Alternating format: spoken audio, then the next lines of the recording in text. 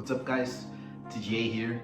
So today I wanted to talk with you guys about something that is always being part of my day-to-day conversation with my friends and at work or my personal friends, that we always got that conversation about, iOS versus Android and which is best, which of them is best for you. So I would like to talk with you guys about it, to find out which one of those words are best for each one of us. So coming up.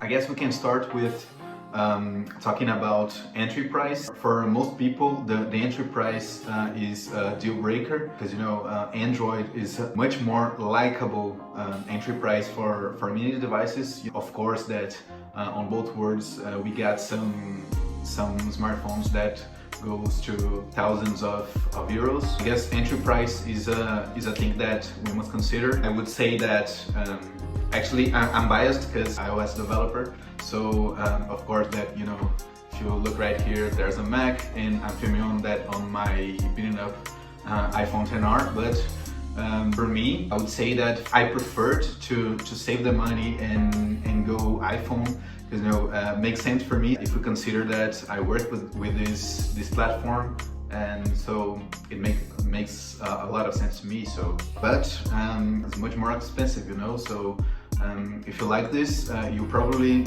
will need to save up to buy one of those smartphones. And it doesn't matter if it's like iPhone SE or the top of the line iPhone 12 Pro Max. You probably will need to save up for this smartphone. And Android is much more likable in that matter. A couple hundred. If so, you can get one pretty great Android for Samsung or Xiaomi. 200 euros you get a pretty good Android phone that will last, I bet that at least 2-3 years. We need to consider that at least for me, the most people that I know prefer the iPhone, because you can run with it much more longer, so you can run with an iPhone for 3-4 years and you still got software updates. So a thing to consider as well. So the entry price for iPhone is about 500 euros. Most recent 2020 iPhone SE. Say that you can find pretty good Androids from Xiaomi or for Samsung for about 150 euros or 200 euros. So the entry price for Android is much more friendly.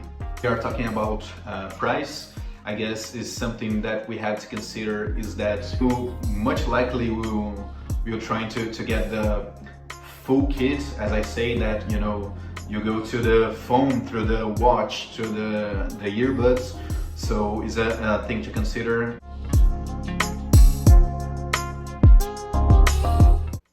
So no surprises that the full kit for the iOS is much more expensive. So if you get the bottom, the start line, the entry products, like the iPhone SE with the second gen AirPods without the wireless charging case, and the Apple Watch Series 3, that is the most affordable on the market right now, you would spend something around 900 euros.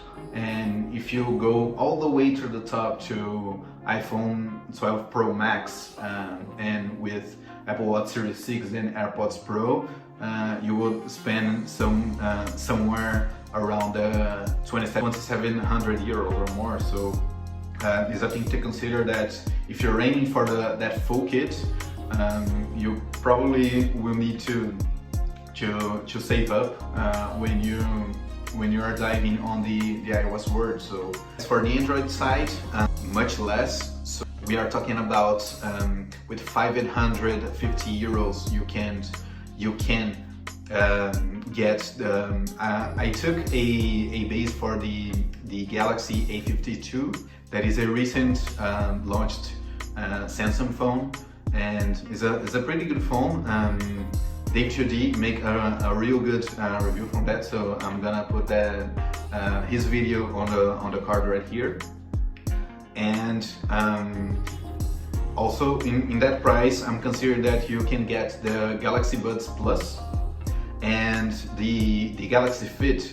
You know, the Galaxy Fit is not, you know, a huge smartwatch as you're expecting, like the Galaxy Watch or the Apple Watch, but is a wearable that is pretty cool for those things, like, you know, like fitness tracking and social time. But yeah, I'm gonna spend around 550 euros to get that set. Also, the Android side has, you know, pretty cool tech and also pretty expensive. So if you go all the way through to the Galaxy S21 Ultra 5G with the Galaxy Buds Pro and the Galaxy Watch Titanium, you will hit around 2,200 euros. So it's pretty close for the top from the iPhone. It's pretty expensive as well, and you might get to save up for that too. But you have, if it makes sense for you to be on the Android world, you know, you can have the top of the line for less money compared to the iOS. But you probably will need to save up for that too. So next, we're gonna talk about interface.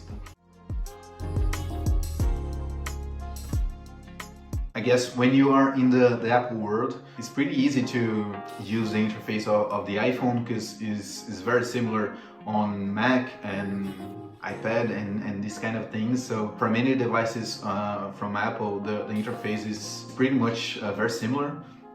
So the people who prefer iPhone by Android is generally is attached to those things, the design and the smoothness that made the iPhone famous.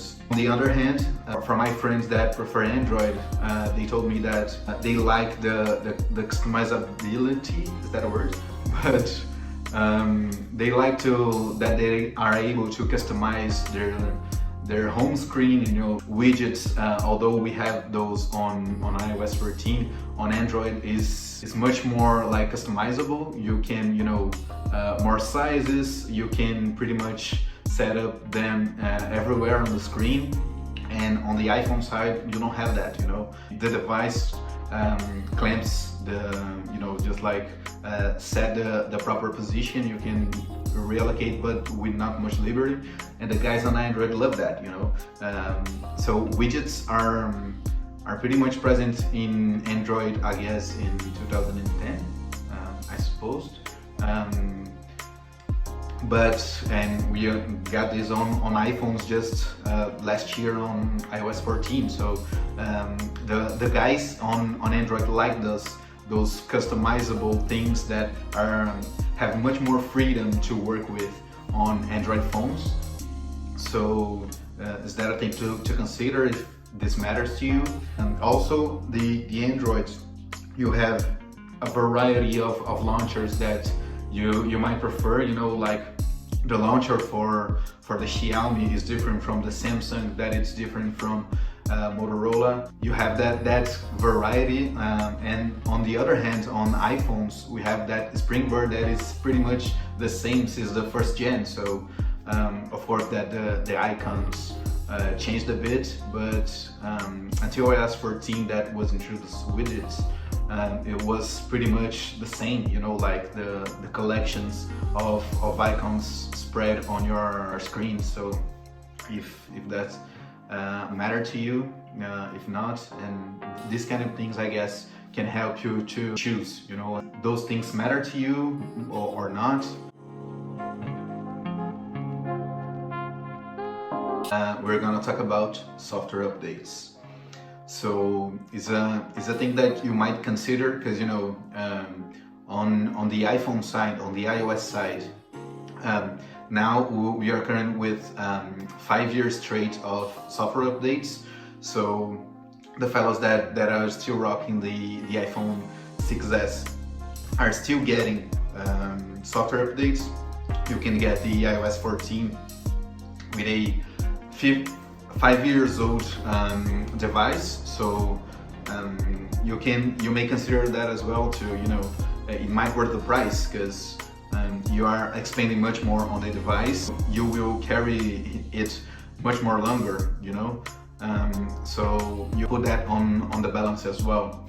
On the other hand, the Android side, Samsung is now promising their users that they can get 4 years of software updates on the most recent devices.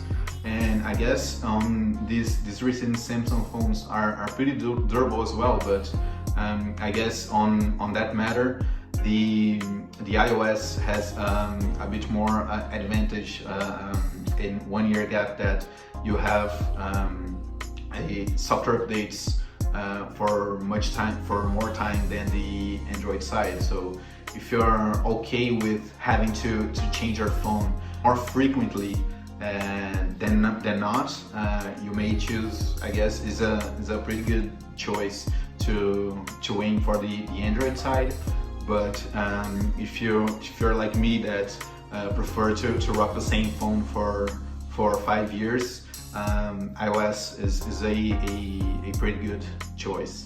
So, having in mind that the amount of years that I'm saying are pretty much based for Samsung, if you stumble at other Androids like Xiaomi and Motorola, the amount of time that you get those software updates may vary. I guess Xiaomi, you have to change devices to get a new one much more frequently.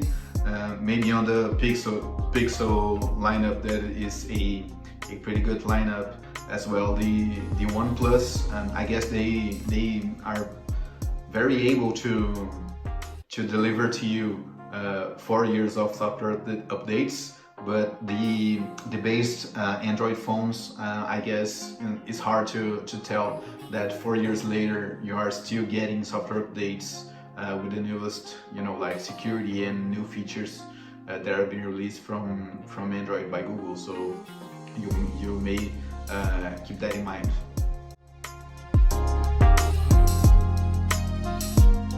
So yeah, guys, at the end of the day, I don't think that one is better than the other. Is what actually matters is that these things make sense to you.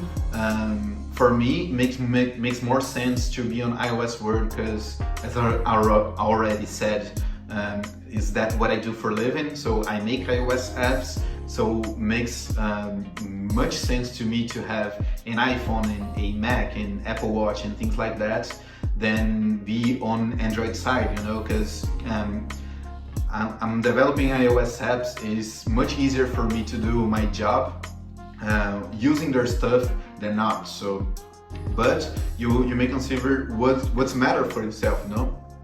You have to think about the money that you are inclined to spend, or you got to spend, and the usage that you have for those things. I would say that you have to be honest with the usage that you got for those things. And most times than not, we see those commercials, and be stunned by those beautiful displays and things like that. But we would have to save a lot of money to get one of those devices, and it may not pay off. We would not get much out of this device, and would be an overkill for our usage. So keep that in mind to make a smart choice, to not spend the money on the things that you won't use, because that money you can use to get the full kit, as we said. Maybe you don't need the Galaxy S21 Ultra. You can rock with the Galaxy S21 that is more affordable, and then get the Galaxy Buds and the Galaxy Fit. So keep that in mind when making your choice, because at the end of the day, the better choice is the tech that we actually need for your life. So keep that in mind when choosing your devices to pick. All right. So let me know in the comments which side so to speak, you guys choose. Let me know in the comments below which word are you choosing or actually rocking right now, and let's share those opinions to help us all to choose the better option for us. If not already, hit that subscribe button for more content like this in your watch list, and follow me on Twitter and Instagram. I always sharing news for tech and opinions, so make sure to follow me on that as well, and I see you guys in the next video.